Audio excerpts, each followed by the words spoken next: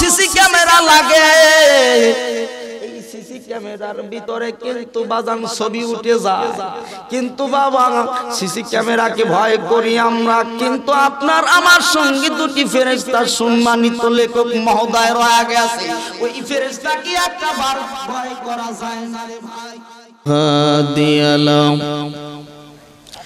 ونشهد أن لا إله إلا الله وحده لا شريك له ونشهد أن سيدنا ومولانا محمدا عبده ورسوله الذي أرسله بالحق بشيرا ونذيرا وداعيا إلى الله بإذنه وسراجا منيرا فقد قال الله تعالى في شان حبيب والفرقانه الحميد আমার সাথে সকলেই পড়ুন আউযু বিল্লাহি মিনাশ শাইতানির রাজীম বিসমিল্লাহির রাহমানির রাহিম ইন্নাল্লাহা ওয়া মালাইকাতাহু يصلون على النبي يا أيها الذين آمنوا صلوا عليه وسلموا تسليما اللهم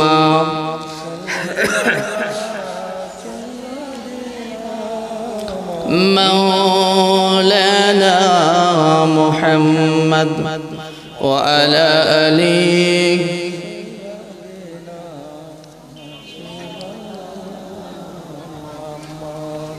আপনারা কি সবাই রোজা ছিলেন?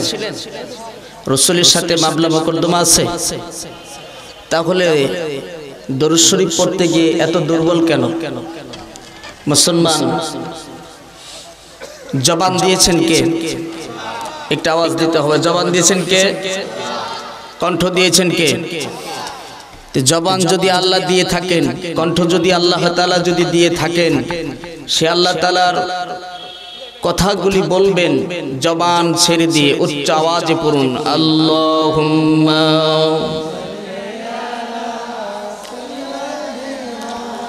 মাওলানা মুহাম্মদ ওয়া আলা আলি সাইয়্যিদিনা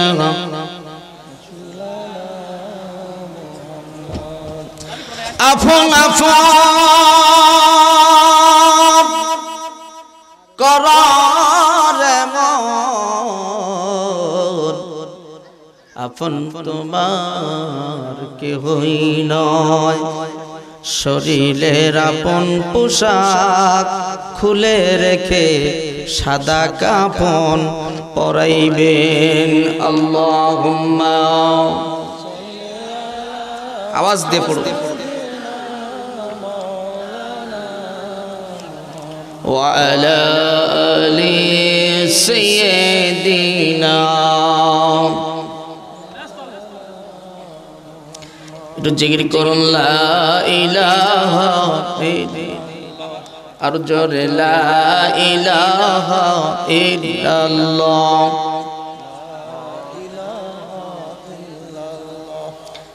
এই দৌলতপুরের লোক গুলাতে এরকম ছিল না। দৌলতপুর এবং পুরাত না দুটি গ্রাম মিলে এই লোকগুলোতে এরকম দুর্বল ছিল না। আমি গত বছর এসেছিলাম, গত বছরের আওয়াজ এই বছরের আওয়াজ এক হচ্ছে না। সম্ভবত করোনা ভাইরাসের সবকিছু কি খেয়ে গেছে নাকি বাবা? হ্যাঁ, ঠান্ডা লাগছে? ঠান্ডা লাগছে? যদি না লেগে থাকে একটু আওয়াজ দেন তো লা ইলাহা আর জোরে লা ইলাহা জান্নাতের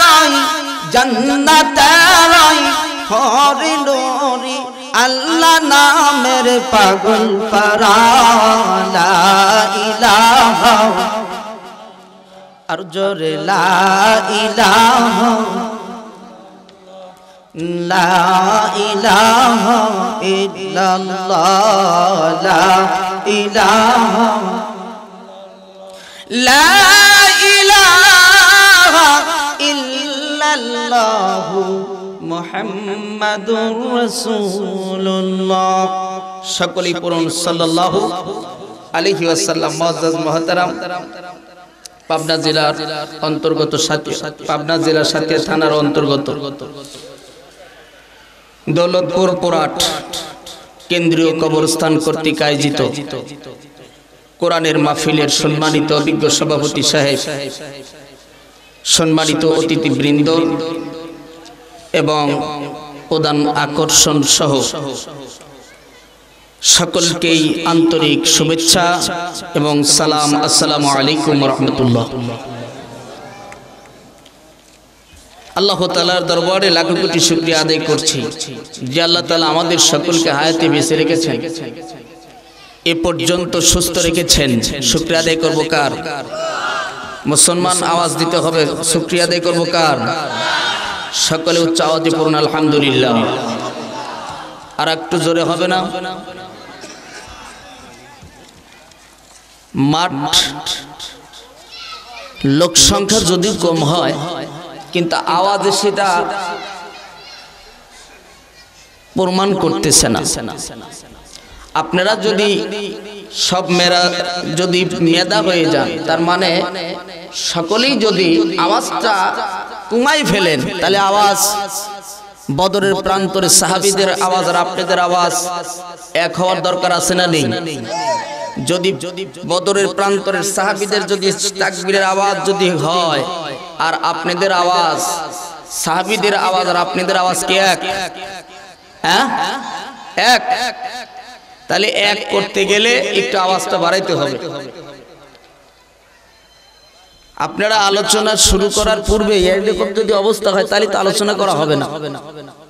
ভিতর থেকে কথা বের করার মতো রাস্তা তৈরি করে নিতে হবে আপনাদের। আমরা তো কথা বলি, কিন্তু সেই মন মানসিকতাটা তৈরি করতে হবে। সেই মন মানসিকতাটা তৈরি করে যদি না দেন আপনারা, তাহলে আলোচনা কিভাবে হবে? এই জন্য সামনে যতটুকু জায়গা আছে পূরণ করে বসুন। যার সামনে যতটুকু জায়গা আছে পূরণ করে বসুন।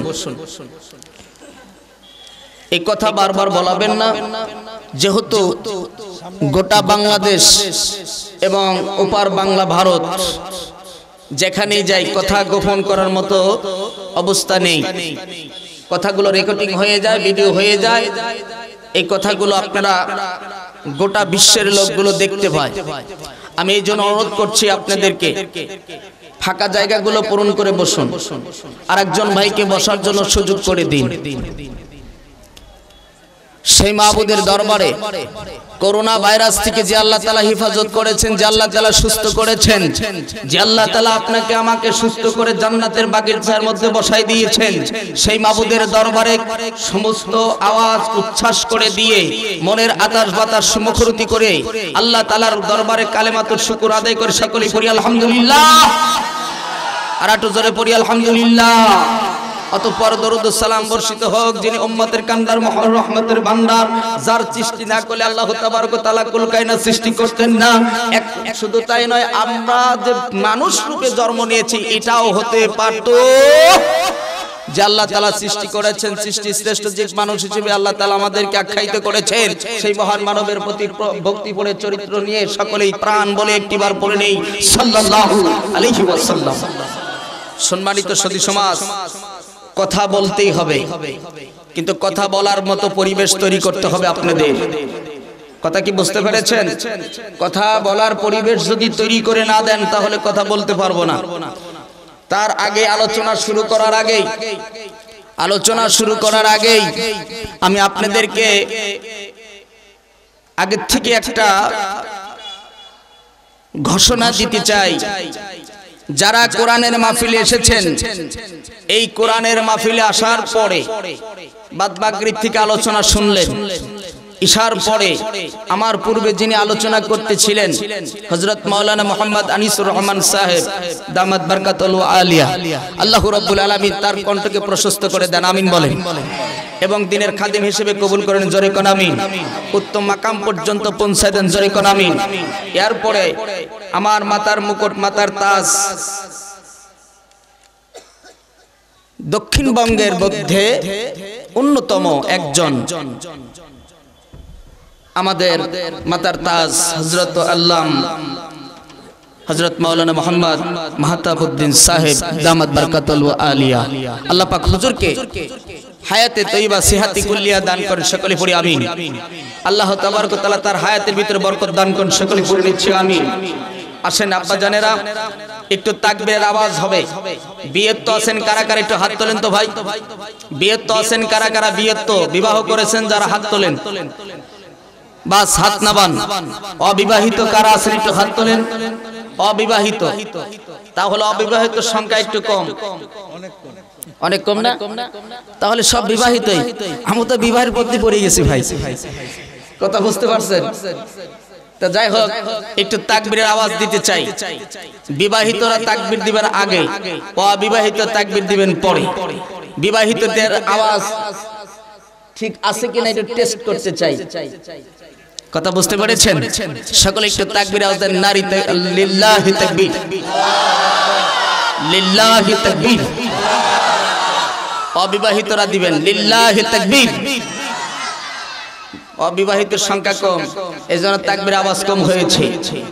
এবার বিবাহিত অবিবাহিত সহ সকলকে নিয়েই আল্লাহ নামের একটু ধ্বনি দিতে চাই, এরপরে আলোচনা শুরু করব ইনশাআল্লাহ। সকলেই চেপে চেপে বসেন, রাস্তাঘাটে যারা আছেন আল্লাহর রাস্তায় সকলে কোরআনের মাহফিলে এসে বসে যান। সকলে তাকবীরের জন্য প্রস্তুতি নেন। তাকবীর যখন দিবেন হাত দুটি হাত সামনের দিকে মারতে হবে। কথা কি বোঝাতে পারছি? কথা কি বোঝাতে পারছি? কিন্তু আরেক ভাইকে বক্সেন দিবেন না। এক বছর আগে যার সাথে মামলা মোকদ্দমা আছে, যে হুজুর যেহেতু কইছে তাকবীর দিতে এই হাটে, তাহলে ওই প্রতিশোধটা নিয়ে নেব। কি ভাই, ওই প্রতিশোধ নেবেন না, তাকবীর দিবেন ইখলাসের সহিতে। বদরের প্রান্তরে 313 জন সাহাবী যখন গিয়েছিলেন, নারে তাকবীর আল্লাহু আকবার যখন তাকবীরের ধ্বনি দিয়েছিলেন, 313 জন সাহাবীর তাকবীরের ধ্বনি দেওয়ার কারণে বদরের প্রান্তকে আল্লাহ ইসলামের পক্ষে বিজয় দান করেছিলেন। কাফেররা তাকবীরের আওয়াজ শুনে পালিয়ে গিয়েছিল। আজকে আমি আপনাদেরকে বলতে চাই, আজকে আপনাদের কাছ থেকে আমি তাকবীর আওয়াজ দিতে চাই।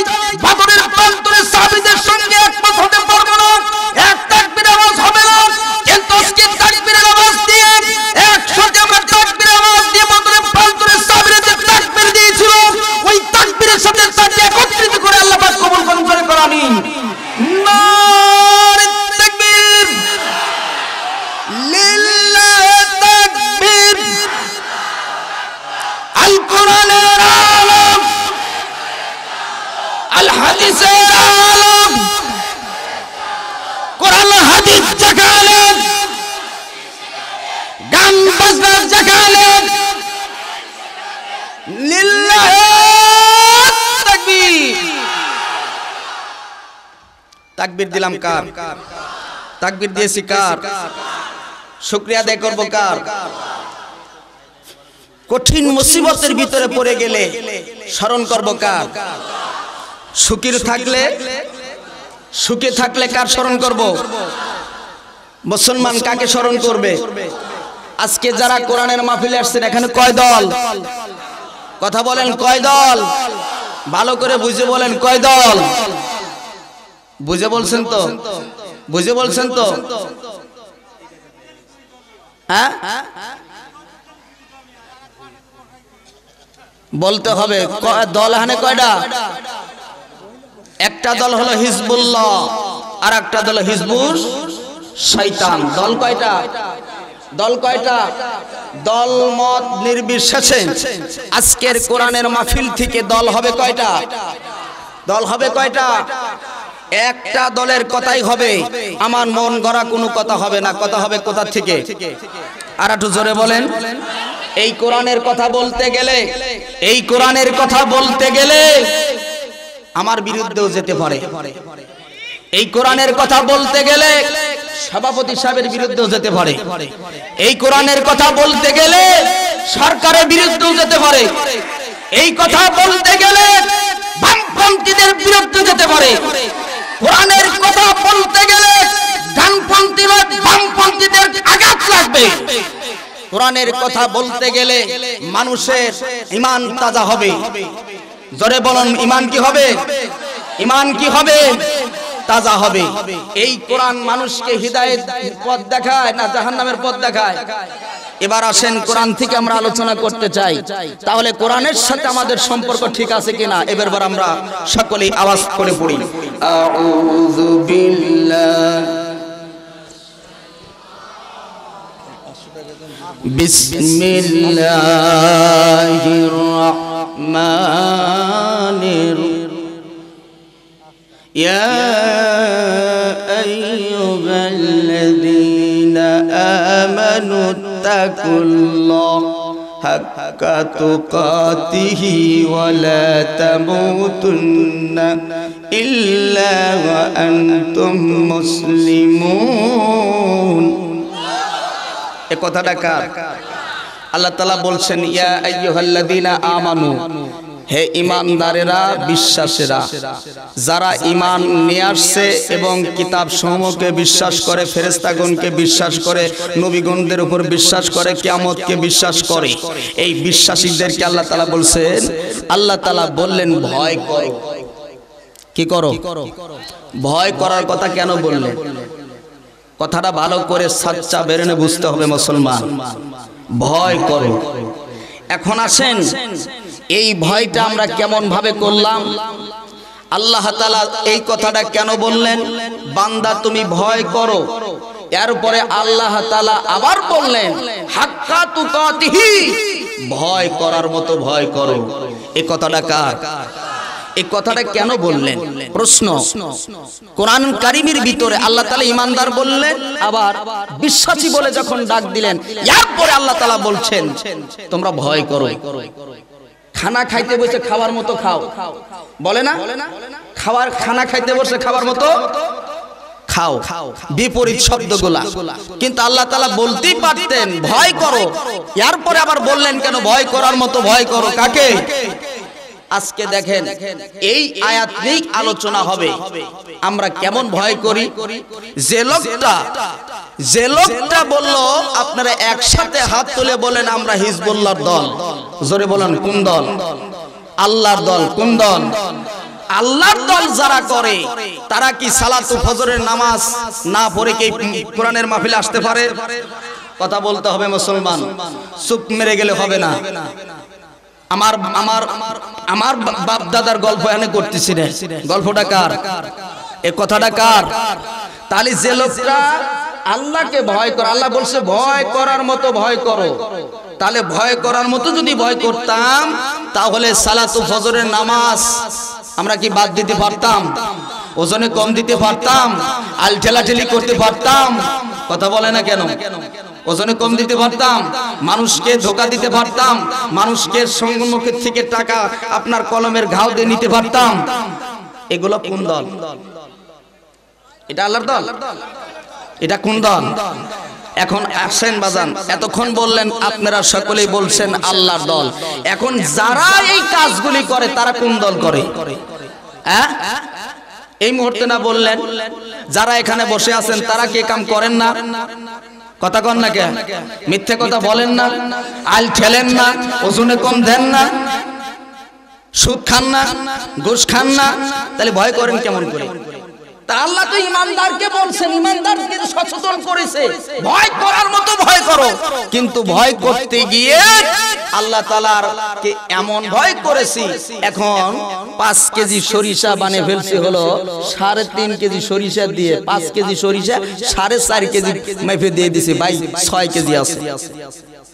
এই তো মুসলমানের চরিত্র। কথা কর না কে? আলোচনার সামনে বাবা ভূমিকা চলছে, ভূমিকা চলছে, কষ্ট নয়, ঠান্ডা মাথায় বসেন। আল্লাহ তাআলা কি বললেন? ভয় করো। তাহলে ভয় যদি করি আমার দ্বারা এই সমাজে কাজগুলো কেন হবে? অশ্লীল বেহাপনা কাজ কেন হবে? যারা কোরআনের দল করে তারা কি নারী দর্শন করতে পারে? কথা কয় না কেন? নারী দর্শন করতে পারে? রাস্তাঘাটে রথের বদলে বাস দিতে পারে? মানুষকে ধোঁকা দিতে পারে? জনগণের টাকা আত্মসাৎ করে মাইরে খায়, এরা কি হিজবুল্লাহর দল না শয়তানের দল? কথা কন না কে? হিজবুল্লাহর দল না শয়তানের দল? এই কাজগুলো আমাদের ভিতরে আছে না নাই? কথা কন আছে না নাই? আল্লাহ এইসব লোকদেরকে বললেন ভয় করো কাকে? জোরে কন কাকে? ভাইরা আমার, আল্লাহ রাব্বুল আলামিন তামাম দুনিয়ার মানুষকে ডাক দিয়ে বললেন, হে ইমানদারেরা, হে বিশ্বাসীরা, আমি আল্লাহকে ভয় করো। ভয় করার মতো ভয়, ভয় করার মতো ভয় করো আমি আল্লাহকে। এই ঘোষণাটা দিলেন কে বাজান? আর একটু জোরে কন।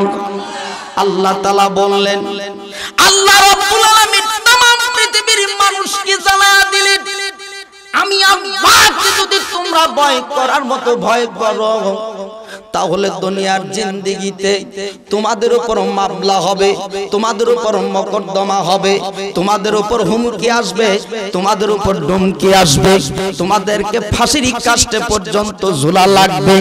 এটা থেকে যদি তোমরা এইটা যদি তোমরা বাস্তব জীবনে এটা যদি মেনে নিতে পারো তাহলে তোমরা ইমানদার বলে দাবি করতে পারবে।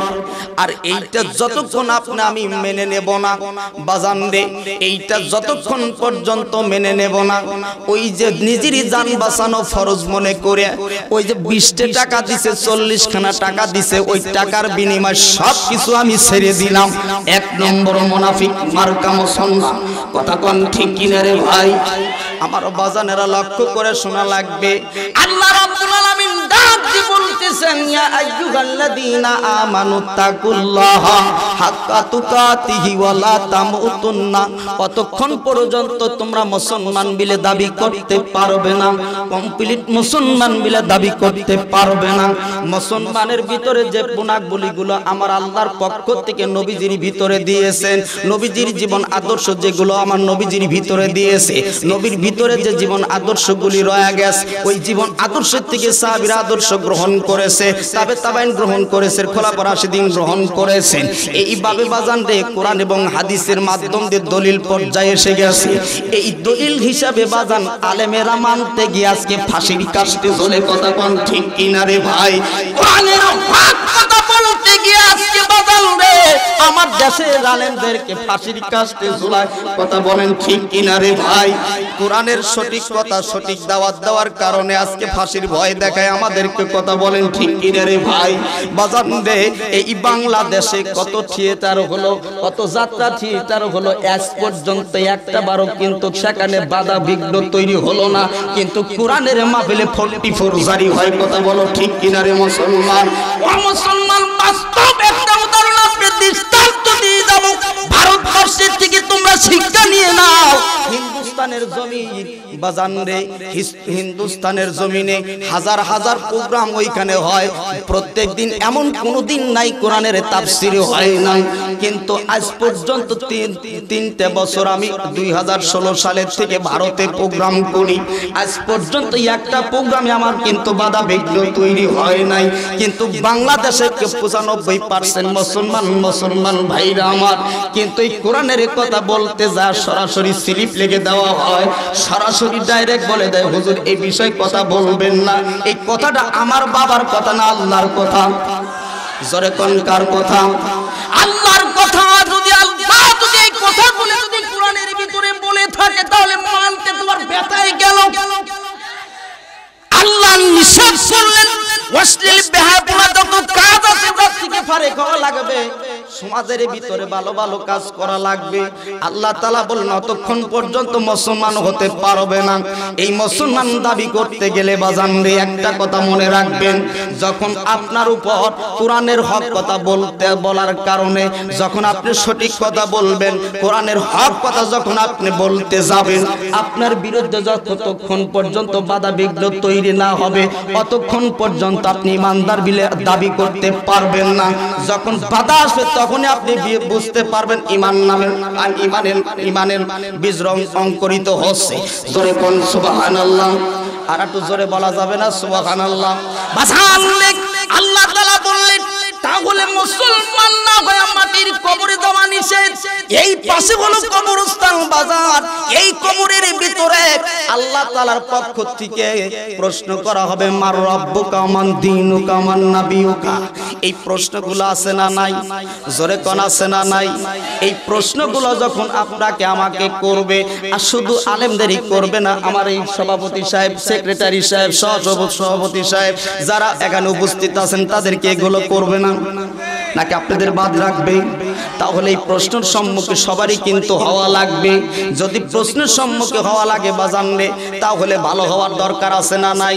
আল্লাহ রাব্বুল আলামিন কোরআনে কারীমের ভিতরে অন্য জায়গায় ডাক দিয়ে বলতেছেন ওয়ামা খালাকতুল জিন্না ওয়াল ইনসা ইল্লা লিয়াবুদুন। মানুষ এবং জিনদেরকে আমি আল্লাহ সৃষ্টি করছি একমাত্র শুধুমাত্র আমি আল্লাহর ইবাদত করার জন্য, দাসত্ব করার জন্য। আমি আল্লাহ তোমাদেরকে একমাত্র শুধুমাত্র দাসত্ব করার জন্য পাঠাইছি। এই দুনিয়ার জিন্দেগিতে তোমরা যাই করো না কেন, আমি আল্লাহর আদালতে কিন্তু হিসাব দিতে হবে, নাকি হিসাব হবে না? বাজার দুনিয়ার জিন্দেগিতে একটা মানুষকে টাকার বিনিময় হলে তাকে ফাইল করা সম্ভব, কিন্তু হাসরের ময়দানে যত মুসিবতেই পড়ি না কেন ওইখানে কিন্তু সুপারিশ পাওয়া যাবে।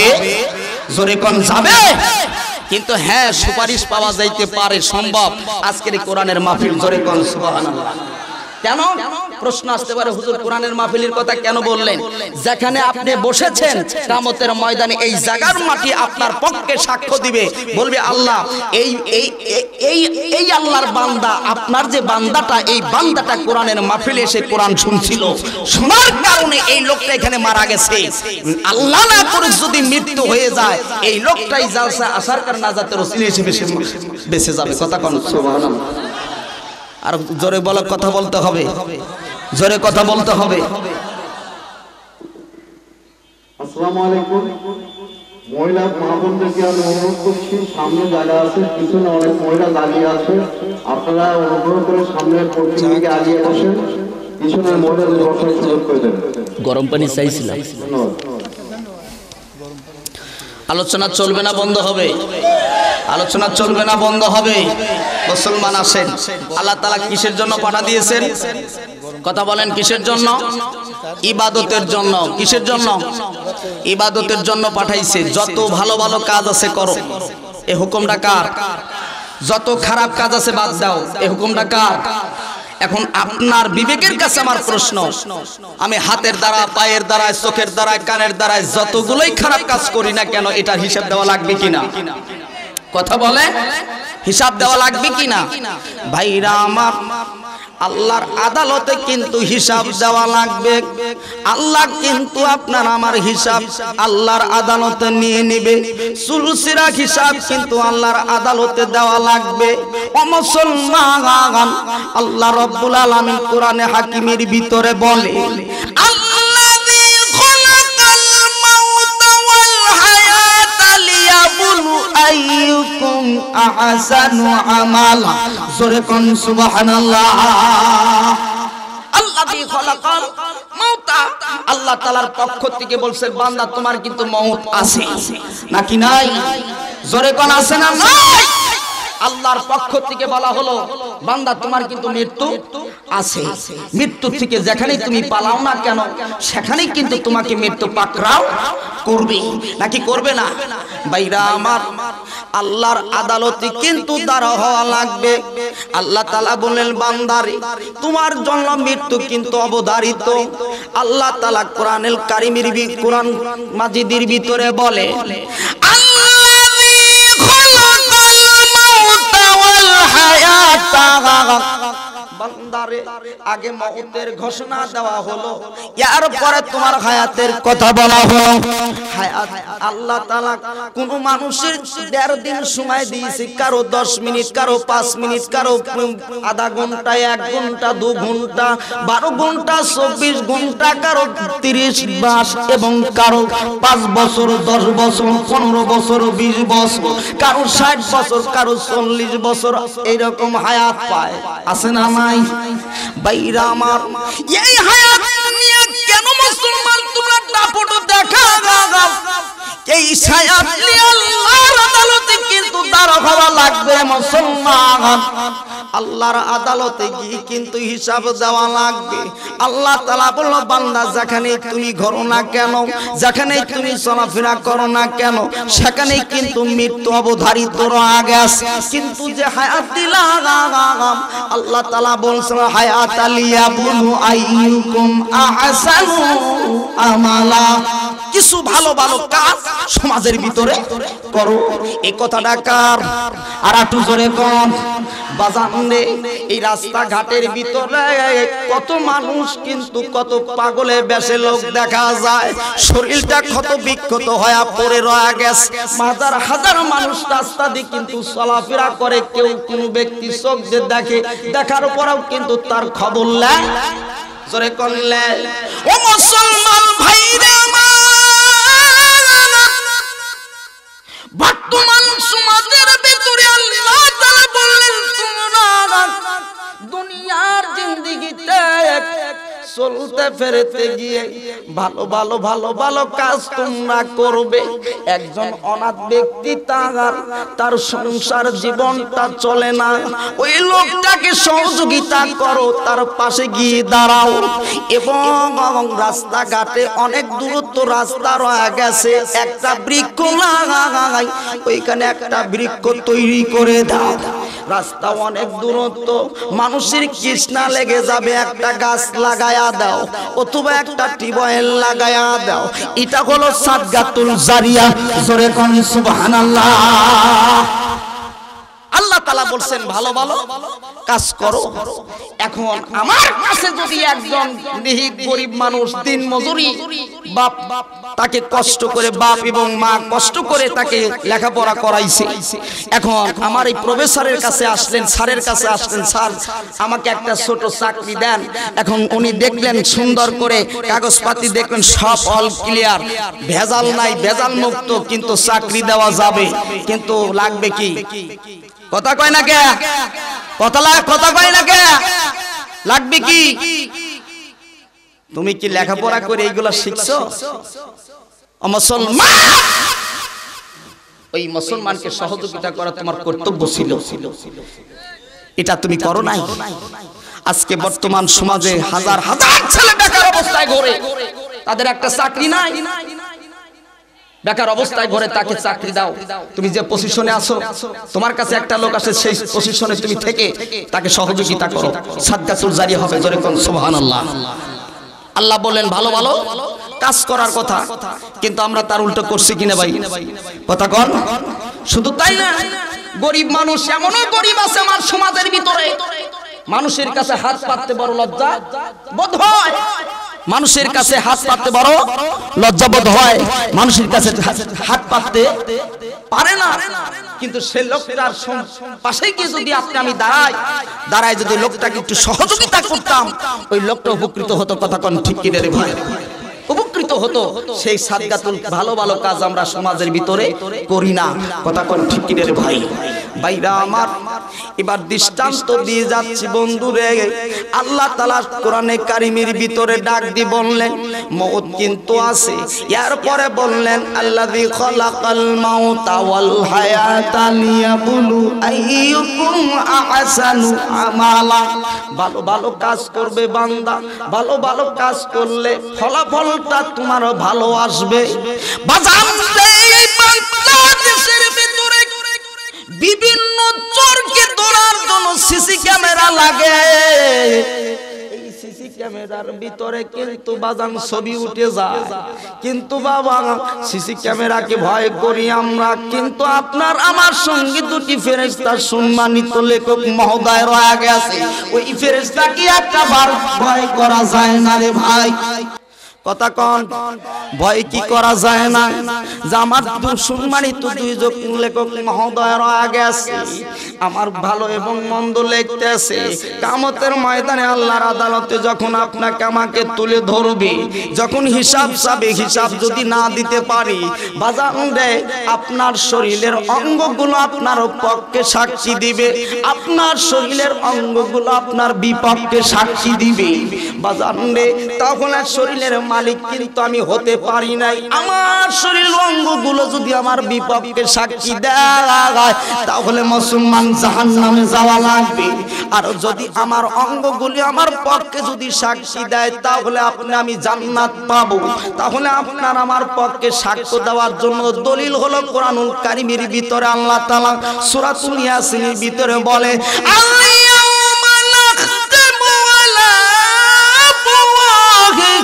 وتكلمون أيديهم وتشهد أرجلهم بما كانوا يكسبون। আল্লাহ তাআলা বলছেন বান্দা কিয়ামতের ময়দানে তোমাদেরকে জিজ্ঞাসা করা হবে, ভালো এবং মন্দ যাই করেন না কেন এটা আল্লাহর আদালতে কিন্তু আল্লাহ তাআলা তুলে ধরবেন। কি করছো? যদি আমি মিথ্যার আশ্রয় নেই, সঙ্গে সঙ্গে জবানটা বন্ধ করে দিবে এবং আমার শরীরের অঙ্গগুলোর জবান খুলে দেওয়া হবে। শরীরের অঙ্গগুলো আমার পক্ষে যদি সাক্ষী দেয় তাহলে জান্নাত পাওয়া সম্ভব, আর বিপক্ষে যদি সাক্ষী দেয় তাহলে আপনার আমার ঠিকানা কোথায়? জোরে কোন, আর একটু জোরে কোন। জাহান্নাম। মুসলমান জান্নাতে যাবেন না জাহান্নামে যাবেন? এখন কথা কোন। তাহলে দল করা লাগবে কোনটা? জোরে কোন কোনটা? আর একটু জোরে কোন। দল হলো হিজবুল্লাহ। দল কোনটা? হিজবুল্লাহ। শয়তানি দল বাদ দেন, শয়তানি দল বাদ দেন, শয়তানি পূজা বাদ দিয়ে দেন, আল্লাহর দলের ভর্তি হন, আল্লাহ তাআলা আপনাকে জান্নাত দিবে। জোরে কোন সুবহানাল্লাহ। আমি কোন দলকে, বর্তমান যে রাজনীতি এই রাজনীতি নয়, কোরআনের রাজনীতি হলো আসল রাজনীতি। কথা কোন ঠিক কিনা রে ভাই? এই কোরআন নিয়ে যারা কথা বলে, এই কোরআন নিয়ে যারা কথা বলে বর্তমান সমাজের ভিতরে এক জাতীয় ভাইদের সহ্য হয় না, চুলকানি উঠে যায়। কথা কোন ঠিক কিনা রে ভাই? ভাইরা আমার, ভূমিকা আর নয়, এবার সংক্ষিপ্তভাবে আপনাদেরকে দৃষ্টান্ত দেব। ও মুসলমান, কোরআনের জন্য বাজান রে একটা নওজোয়ানের কথা বলে দিয়ে যাই। ও মুসলমান, কোরআনের সাথে সম্পর্ক করলে তার ঠিকানা হবে জান্নাত, কোরআনের সাথে সম্পর্ক যদি না করি হবে জাহান্নাম। ও মুসলমান, আমাদের ঠিকানা করা লাগবে জান্নাত না জাহান্নাম? কথা বলেন, আর একটু জোরে বলেন। জান্নাত। মুসলমান কিন্তু যাবে জান্নাতে, জাহান্নামের ঠিকানা কিন্তু হতে পারে না। মুনাফিক মার্কা মুসলমান কিন্তু জান্নাতে যেতে পারবে না। ভাইরা আমার, লক্ষ্য করে শোনা লাগবে। একটা সত্য দৃষ্টান্ত দিয়ে দিই, মুসলমান মওত কিন্তু রয়ে গেছে।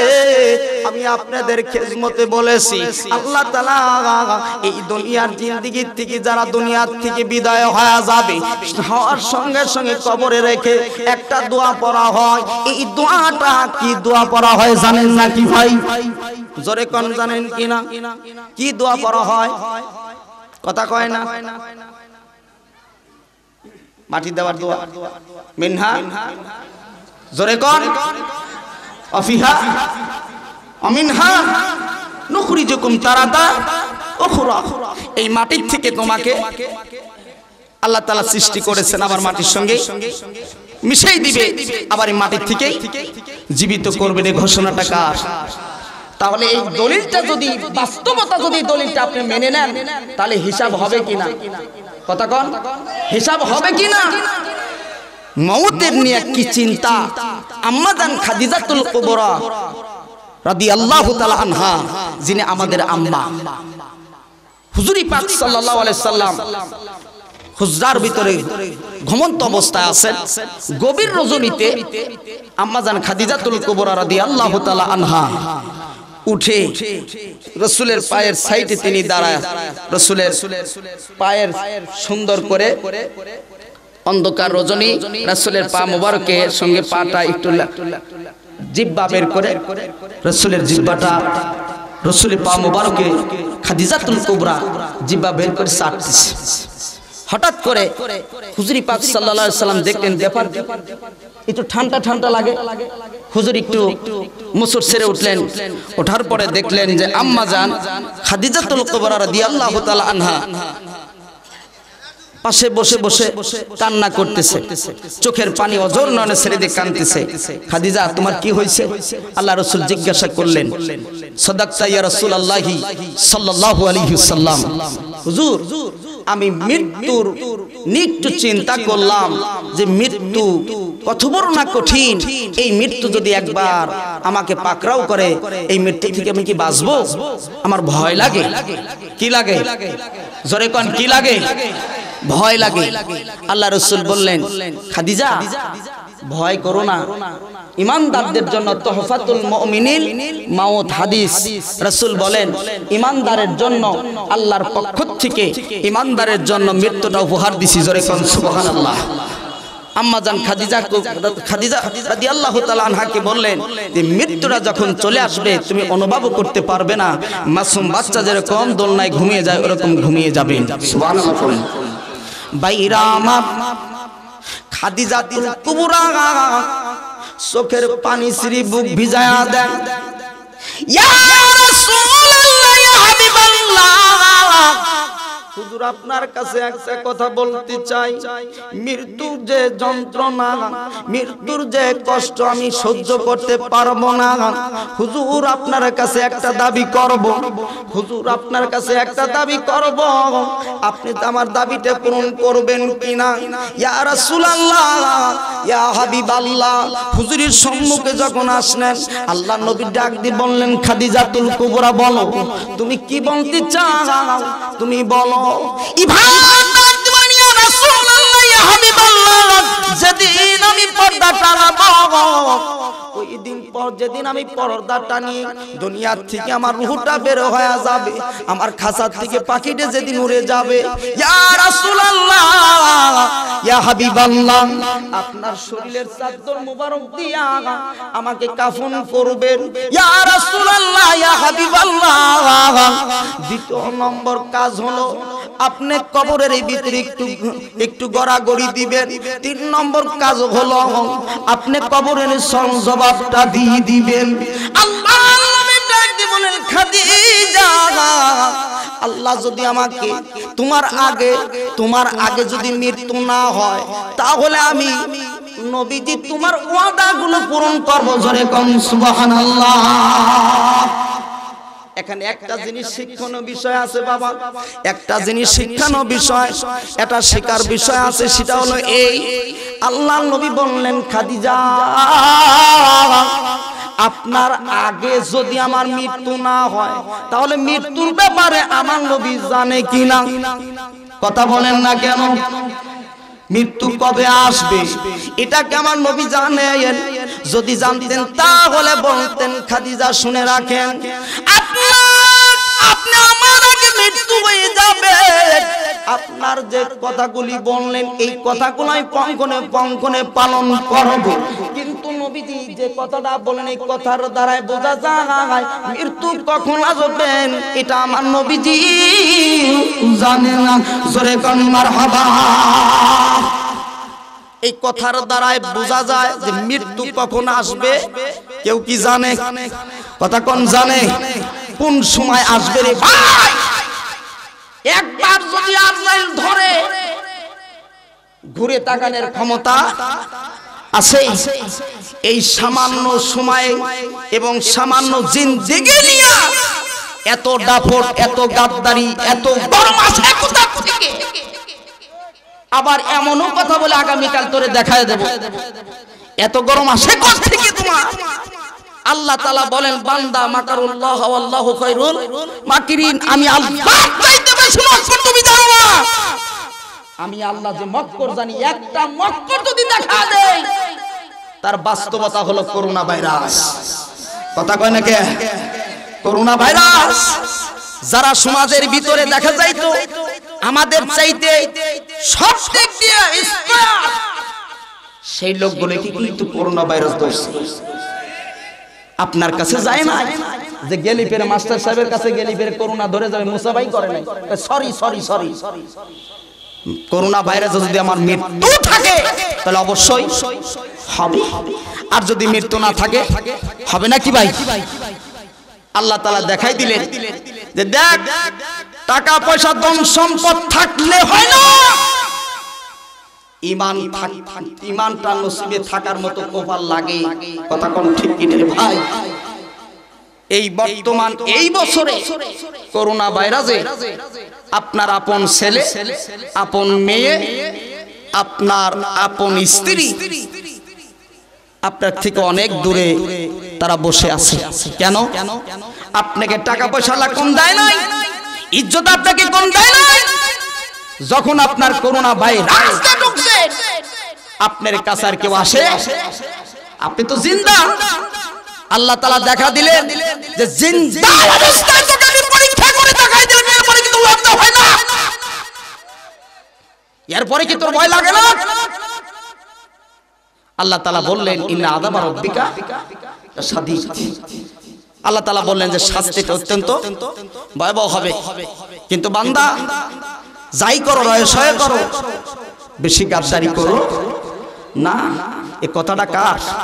এই কথাটা কার? খাদিজাতুল কুবরা রাদিয়াল্লাহু তাআলা আনহা বললেন আম্মা জান আমাদের, তিনি বললেন হুজুর এই তিনটে কাজ আপনি করবেন কি না? আল্লাহ রাসূল কি বললেন?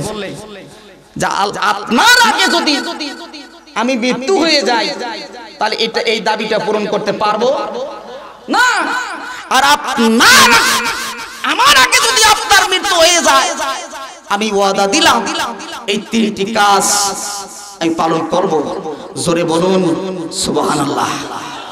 এই কবরস্থানে অনেকের আব্বা আম্মা কিন্তু চলে গেছে, আপনাদের অনেকের স্ত্রীও চলে গেছে।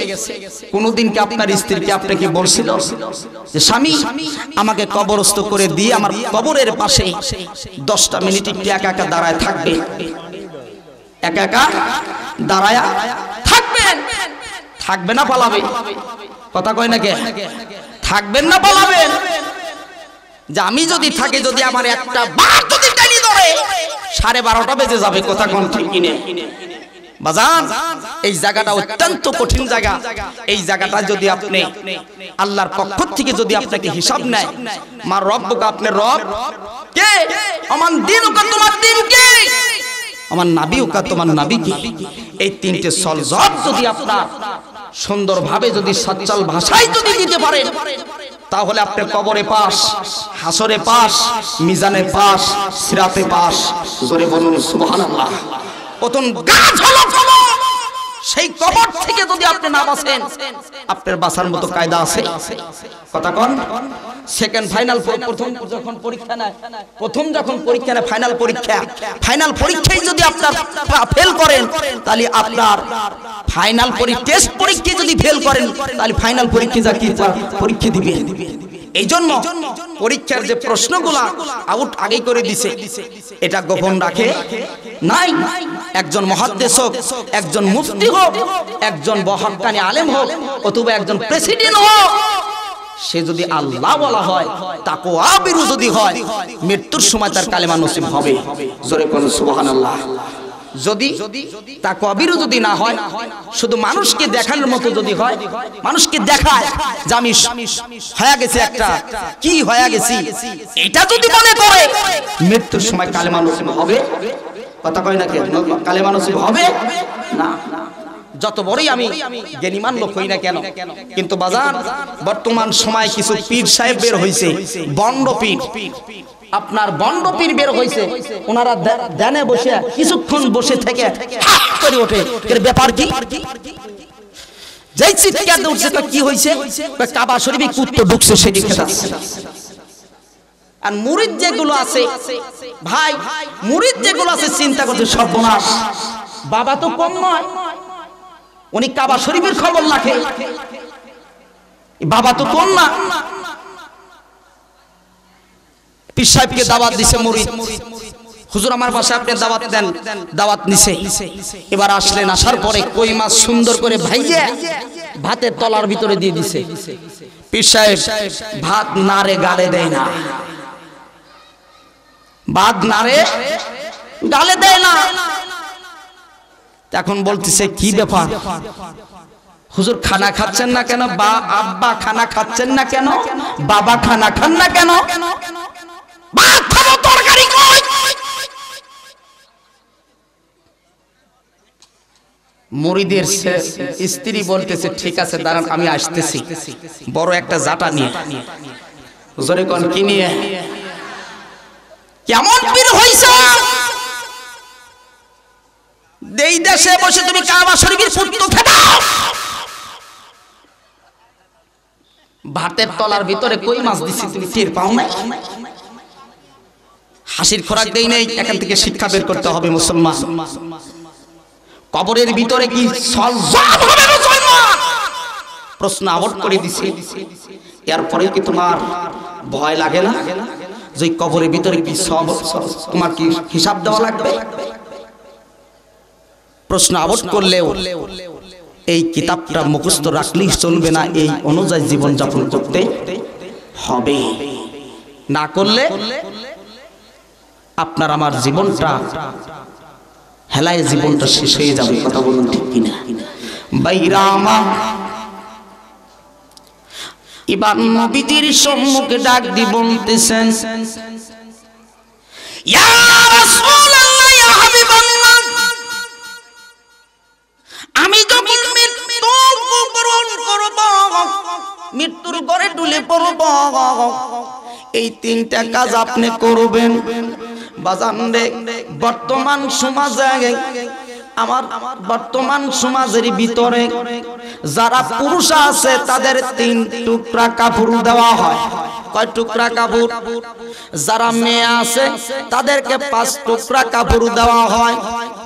পুরুষের জন্য 3 পল্লা আর মেয়েদের জন্য 5 পল্লা। যারা পুরুষও নয়, যারা মেয়েও নয়, এদেরকে কি বলে? জোরে কন, ঈদের কি কয় পল্লা কাপড় দেওয়া লাগবে? আপনাদের শুনতে মন চাই কিনা? কারা কারা শুনবেন না হাত তোলেন। এবার কারা কারা শুনবেন? সবাই শুনবেন? নারে তাকবীর! ও চেতন আছেন আপনারা? আমি মনে করছি যে সব কবরস্থানের পাশে প্রোগ্রাম তো সব মনে হয় চলে গেছে। যাই হোক, আপনারা জিন্দা আছেন আলহামদুলিল্লাহ। তাহলে কবরে প্রশ্ন কয়টা? আর একটু জোরে কোন কয়টা? জিকির করেন লা ইলাহা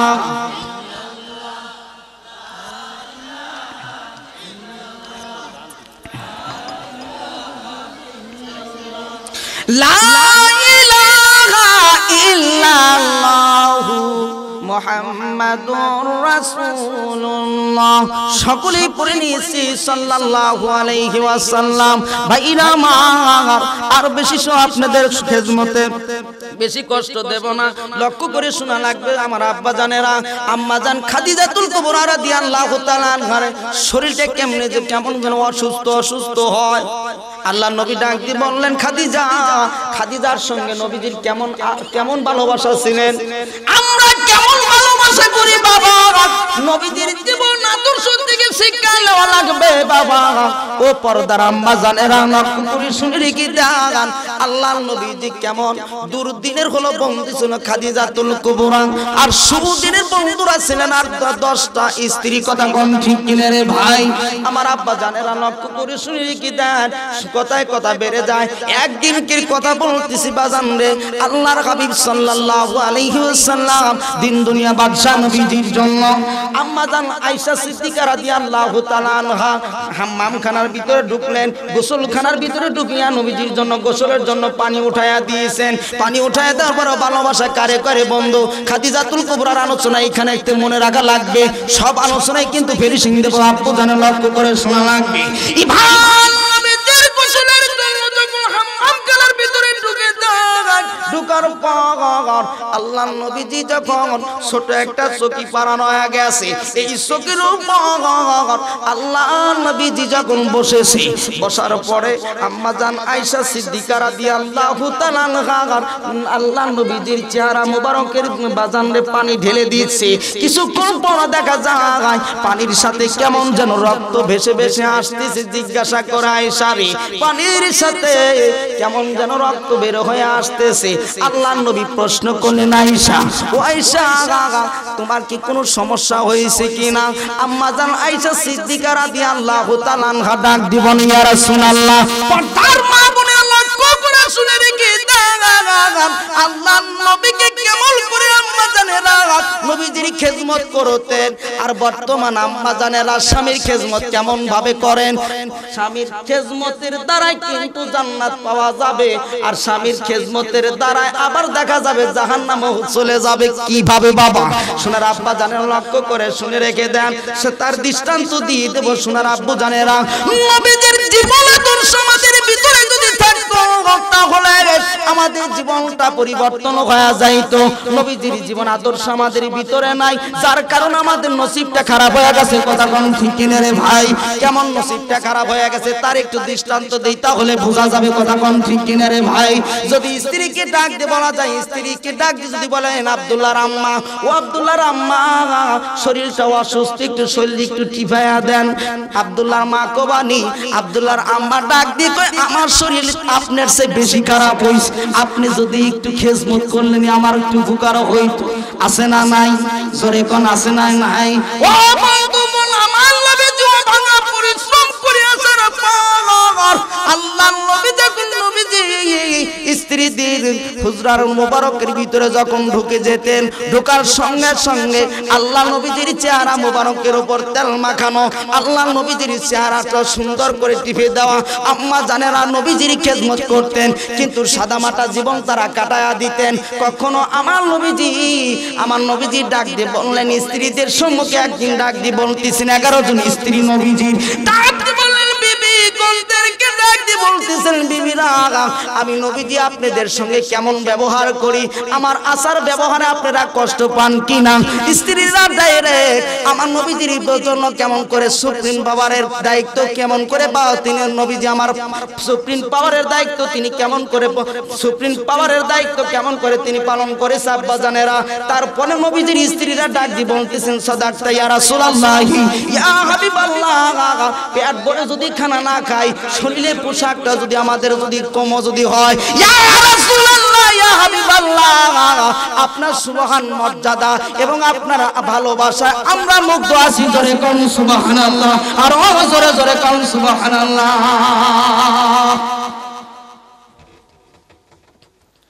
আর আমাদের বর্তমান সময়ের স্ত্রীরা কেমন বলবো বলবো? যদি বলা যায় বাবা, স্ত্রীকে একটু ডাক দিবেন, ভালোভাবে ডাক দিবেন। খাদিজার মা, ও খাদিজার মা কি হইছে? আছে না নাই? ওই যে বাজান টেলিভিশন, এই টেলিভিশনে খাইছে। কথা কোন ঠিক কিনা রে ভাই? সিরিয়ালে জীবনটা শেষ করে দিছে আমাদের। কবরস্থানের পাশে আসছি মা, ছোট বাচ্চা ছেলেদেরকে ওদেরকে কোরআন শিক্ষা দেন, আদব শিক্ষা দেন। ওরা বড় হলে আপনাদেরকে সম্মান করবে, আপনাদেরকে শ্রদ্ধা করবে, খেদমত করবে। কথা বলুন ঠিক কিনা? এইগুলো আমরা শিক্ষা দেই না? অভদ্র সমাজ পরিণত হয়ে গেছে। অ্যান্ড্রয়েড সেট পালি পেরে সব শেষ। কথা কয় নাকি? অ্যান্ড্রয়েড সেট পালি সব শেষ। আব্বা জানেরা এমন তো অবস্থায় আল্লাহ রাসূল জিজ্ঞাসা করলেন, স্ত্রীগণ 11 জন স্ত্রী, 11 জন স্ত্রী ভিতরে এখন ডাক দিয়ে বলেন, হুজুর আপনি কোন স্ত্রীকে বেশি ভালোবাসেন? পরীক্ষা নিচ্ছেন। আমরা এক স্ত্রীই পারি না, আর হুজুর 11 জন স্ত্রী নিয়ে আল্লাহ তাআলা হাবিব সাল্লাল্লাহু আলাইহি সাল্লাম কি সুমহান চরিত্রমান নবীজি আমার সংসার জীবন করে দেখাই দিয়েছেন। জোরে কোন সুবহানাল্লাহ। আর আমাদের যদি একখান স্ত্রী হয়, যদি কয় আর একখান, পারমিশন অনুমতি আছে? যদি স্বামী একবার বাড়ি থেকে বের হয়ে যায়, আবার ফোন করবানি, ফোন করে বলবেন তুমি কোথায় আছো, কি করতেছো? আছে না এরকম? কথা কয় নাকি? আছে না এরকম? আছে।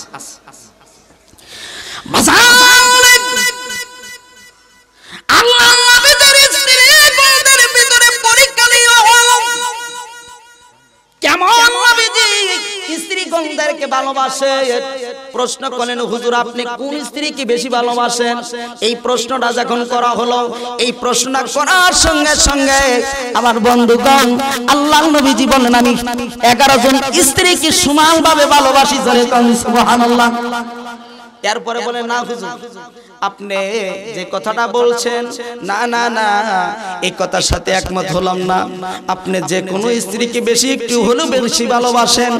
আল্লাহর নবী ডাক দিয়ে বলেন, ঠিক আছে আগামী কালকে পরীক্ষা হয়ে যাবে।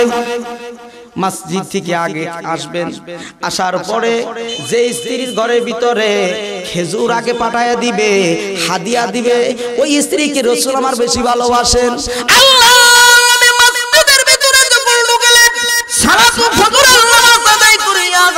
আমার আব্বা জানেরা সর্বপ্রথম স্ত্রী ঘরের সম্মুখে আসলেন, জানলার সম্মুখে আসিয়া দুটি খেজুর দিয়া আর একজন স্ত্রী জানলার সম্মুখে আসে, সেই স্ত্রীকে দুটি খেজুর দিলেন।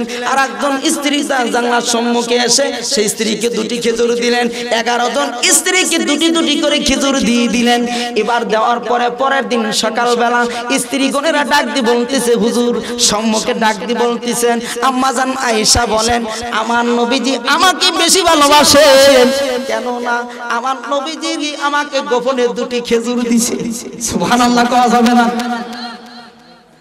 অপর সাইড থেকে আর একজন স্ত্রী বলেন, আমার নবীজি আমাকে বেশি ভালোবাসেন, তার কারণ আমাকে দুটি খেজুর দিছে। বাজান রে কেমন ভালোবাসা দিতেন, আর আমরা কেমন ভালোবাসা আমরা স্ত্রীকে দিচ্ছি। আব্বা জানেরা, সোনার আব্বা জানেরা একটু মনটা নরম করে দেওয়া লাগবে। সোনার আব্বা জানেরা মনটা একটু নরম করে দেওয়া লাগবে। সোনার আব্বা আব্বু জানেরা একদিনকের ঘটনা বলে দিয়ে যায়, এই কথাগুলো বোঝা লাগবে। সোনার আব্বা জানেরা আম্মা জান আয়েশা সিদ্দিকা রাদিয়াল্লাহু তাআলা আনহা ছোট চকির উপর যখন বসে আছে, কোথায় বসে আছে আব্বা? জোরে কোন কোথায় বসে আছে? ছোট চকির উপরে বসে আছে। নবীজির চেহারা মুবারকের ভিতরে আমার আম্মা জান আয়েশা পানিগুলো যখন ঢেলে দিচ্ছেন, পানিগুলো ঢেলে দেওয়ার পর পানির স্রোত বেয়ে যাচ্ছে, কিন্তু খেয়াল করে দেখতে পাইলেন পানি যখন স্রোত বয়ে বেয়ে চলে যাচ্ছে, পানির সাথে কেমন যেন রক্ত বের হয়ে আসতেছে, রক্ত রক্ত দেখা যায়। এবার মনে মনে চিন্তা করেন, হুজুর আমার যুদ্ধে গিয়েছিলেন, যুদ্ধে যাওয়ার পর হয়তো কোনো ক্ষত দাগ হতে পারে, সেখান থেকে রক্ত আসতে পারে। আব্বা জানেরা শোনার নওজোয়ান যুবকেরা লক্ষ্য করে শুনে রেখে দেন। আম্মা জান কি জিজ্ঞাসা করলেন? আম্মা জান কি জিজ্ঞাসা করলেন? আয়েশা, ও আয়েশা এই রক্ত কোথা থেকে আসে? ডাক দিয়ে বলে, হুজুর মনে কিছু নিয়েন না, মনে কিছু নিয়েন না, ইয়া রাসূলুল্লাহি ইয়া হাবিবাল্লাহ। হুজুর লক্ষ্য করে শুনে রেখে দেন, আল্লাহর নবী ডাক দিয়ে বলতেছেন, আল্লাহর নবীজির সম্মুখে ডাক দিয়ে বলেন, ইয়া রাসূলুল্লাহ আমার আপনি যে ছোট চকির উপরে বসেছিলেন, বসার কারণে আমার বৃদ্ধ আঙুলটা ওই চকির নিচে পড়েছে, পড়ার কারণে আমার আঙ্গুলটা ফেটে গিয়েছে, ফেটে যাওয়ার কারণে রক্ত বের হয়ে যাচ্ছে। আল্লাহ নবী ডাক দিয়ে বলতে চাই, যদি একটা একটাবার আমাকে বলতেন, আপনি যদি একটাবার আমাকে বলতেন ইয়া রাসূলুল্লাহি ইয়া হাবিবাল্লাহ, হুজুর চকির ছোট চকির নিচে আমার পা বিদ্ধ আঙ্গুল পড়ে গেছে, বিদ্ধ আঙ্গুল ফেটে রক্ত বের হচ্ছে, তখন আমি দাঁড় হয়ে যাইতাম। আম্মা জান আয়েশা সিদ্দিকা রাদিয়াল্লাহু তাআলা আনহা ডাক দিয়ে বলেন ইয়া রাসূলুল্লাহি ইয়া হাবিবাল্লাহ, হুজুর শুনে রেখে দেন, শুনে রেখে দেন, আমার আয়েশা যদি জীবন চলে যায় আমি আয়েশার জীবন দিতে রাজি আছি, কিন্তু একটা মুহূর্তের জন্য আমি আয়েশা বলবো না ইয়া রাসূলুল্লাহ ইয়া হাবিবাল্লাহ, ছোট চোখের নিচে আমার পার বিদ্যুর আঙ্গুল পড়ে গেছে, আপনি একটু দাঁড়ান, এই কথা কখনো আমি বলতাম না। জোরে কোন সুবহানাল্লাহ। আমার পার বিদ্যুর আঙ্গুল পড়ে যদি রক্ত বের হচ্ছে, যদি আমার সিনের উপর আমার বুকের উপর যদি চড়ে যদি আপনি বসতেন আমার জীবনটা বের হয়ে যাইতো, আমি কখনো বলতাম না, কখনো বলতাম না আপনি দাঁড়া হয়ে যান ইয়া রাসূলুল্লাহ ইয়া হাবিবাল্লাহ। লক্ষ্য করে শুনে রেখে দেন আব্বা জানেরা, কথায় কথা লম্বা কথা বের হয়ে আসবে, শোনার আব্বু জানেরা। সুন্দর করে গোসল শেষ হয়ে গেল, আল্লাহ নবীজির চেহারা মোবারকে সুন্দর করে তেল মাখায় দিচ্ছেন আম্মা জান আয়েশা সিদ্দিকা রাদিয়াল্লাহু তাআলা আনহা, সুন্দর করে তেল মাখায় দিচ্ছেন। প্রতি মুহূর্তে দেখতে পাচ্ছেন নবীজির শরীর মোবারকের মতো ক্ষতর দাগ দেখা যায়। যখন এই কথা বলতেছেন ইয়া রাসূলুল্লাহ ইয়া হাবিবাল্লাহ, আপনার চেহারা মোবারকের মধ্যে ক্ষতর দাগ দেখা যায়, আপনার চেহারা মোবারকের মধ্যে ক্ষতর দাগ দেখা যায়। যখন এই কথা বলেন আমার নবীজি দুটি চোখ বেয়ে পানিগুলো ছেড়ে দিক ক্রন্দন করে। আম্মা জান আয়েশা ডাক দেবেন ইয়া রাসূলুল্লাহ ইয়া হাবিবাল্লাহ, হুজুর আমি আপনাকে কষ্ট দিলাম নাকি, আমি আপনাকে কষ্ট দিলাম নাকি, আপনার কি হলো ইয়া রাসূলুল্লাহ ইয়া হাবিবাল্লাহ, আপনাকে আমি কষ্ট দিয়েছি ইয়া রাসূলুল্লাহ, কষ্ট দিয়েছি কিনা? ডাক দিয়ে বলা আয়েশা রে না না না না, কষ্ট দেন নাই, কষ্ট দেন নাই, কষ্ট দেন নাই। ডাক দিয়ে বলতেছেন আয়েশা শুনে রেখে দেন, যে ক্ষতর দাগগুলি দেখতেছেন, যে ক্ষতর দাগগুলি দেখতেছেন, আমি নবীজি কালেমার দাওয়াত দেওয়ার জন্য গিয়েছিলাম, কালেমার দাওয়াত দিতে যাইয়া কাফিরের বেঈমানেরা আমার শরীরের ভিতরে পাথরের দিক যখন আমাকে আঘাত করেছে, আমি নবীজি কত ব্যক্তিগত হইয়া আমি যখন ব্যবসায় পড়ে গিয়েছিলাম, ব্যবসায় পড়ে গিয়েছিলাম, যখন দাওয়াতের কাজ করে যখন আমি গন্তব্য ফিরে আসতাম, খামার স্ত্রী খাদিজাতুল কুবরা রাদিয়াল্লাহু তাআলা আনহা, আমাদের আম্মা জান আব্বা জানেরা, খাদিজাতুল কুবরা রাদিয়াল্লাহু তাআলা আনহা তার সম্মুখে যখন এসে দাঁড়াইতাম, তিনি সুন্দর করে আমার শরীর মোবারকের মধ্যে তেল মাখায় দিত, ওই ক্ষত জায়গা সুন্দর করে করে করে করে করে করে আমাকে সুন্দর করে করে আমাকে ওইখানে মালিশ করে দিত। খাদিজাতুল কুবরা রাদিয়াল্লাহু তাআলা আনহা দুনিয়া থেকে বিদায় হয়ে গেছে, দুনিয়া থেকে বিদায় হয়ে গেছে। যখন এই ক্ষতর কথা বলছে, ডাক দি বলতেছেন, ডাক দি বলতেছেন ইয়া রাসূলুল্লাহ ইয়া হাবিবাল্লাহ, এই ক্ষতর কথা বলে দিয়ে কি আপনার মনে কষ্ট দিলাম নাকি নবীজি? ডাক দি বলে না না না না না, কষ্ট না রে, কষ্ট না রে আয়েশা, আমার দুরদিনের বন্ধু ছিল খাদিজাতুল কুবরা, দুরদিনের বন্ধু ছিল খাদিজাতুল কুবরা, যে খাদিজা আমাকে এতই মহব্বত করতে, এতই ভালোবাসতো, যে সম্পদগুলো আমি রাসূলকে সম্পদগুলো আমার পথে সে ব্যয় করে দিয়েছি। লাঞ্ছিত অপমান হয়েছে, মানুষের কাছে লাঞ্ছিত অপমান হয়েছে, আমি নবীজির জন্য বিসর্জন দিয়েছে খাদিজাতুল কুবরাকে আমি ভুলতে পারি নাই, ভুলতে পারি নাই। শুনে রেখে দেন মুসলমান আব্বা জানেরা, আল্লাহ নবীজি ডাক দিয়ে বলে খাদিজার জন্য এত ভালোবাসা, এত মহব্বত। আয়েশা সিদ্দিকা রাদিয়াল্লাহু তাআলা আনহা ডাক দিয়ে বলে ইয়া রাসূলুল্লাহ ইয়া হাবিবাল্লাহ, হুজুর শুনে রেখে দেন, শুনে রেখে দেন, আপনাকে এত ভালোবাসি, এত মহব্বত করি, এত ভালোবাসি, এত মহব্বত করি। আয়েশা খাদিজাতুল কুবরার কথা মনে করি কি আপনাকে কষ্ট দিয়েছি নাকি? ডাক দিয়ে বলে না না না, কষ্ট না, কষ্ট না। নবীজি ডাক দিয়ে বললেন খাদিজাতুল কুবরাকে, যে খাদিজা দুনিয়া থেকে উপাদ গ্রহণ করলেন, উপাদ গ্রহণ করার পরে আব্বা জানেরা কোথায় দিকে চলে আসি, আমার আব্বা জানেরা যখন উপাদ গ্রহণ করলেন